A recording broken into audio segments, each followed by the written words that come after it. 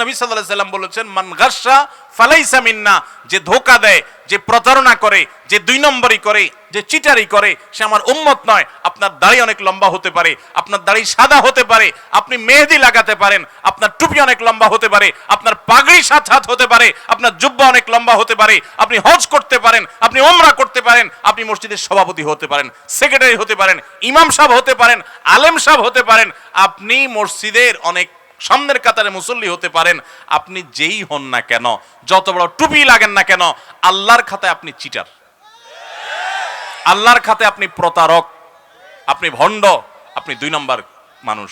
মনে রাখবেন, ঠিক ঠিক বলে খুব বেশি চিল্লানোর দরকার নাই ভাই, একটু ভেতর থেকে উপলব্ধি করেন। হয়তো আপনারা এখন চিন্তা করতেছেন আপনাদের এলাকায় কেউ এই কাজ করছে, এখন তারে বাঁশ দেওয়ার জন্য জোরে সোরে ঠিকঠাক বলতেছেন।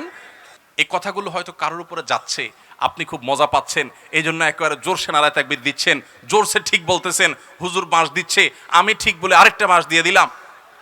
ভাইরা আমার কথা শুনেন, কথা শুনেন, আল্লাহর কসম, এটা মজা নেওয়ার জিনিস না ভাই, সিরিয়াস কথা, সিরিয়াস কথা। হয়তো কেউ করছে, আপনি হয়তো অন্যভাবে করছেন, আপনি ঠিক ঠিক চিল্লায়েন না। ঠিক ঠিক চিল্লানোর চাইতে বড় জিনিস হলো উপলব্ধি করেন, কখনো অসৎ উপায় অবলম্বন করে 1টি টাকাও কামাবেন না।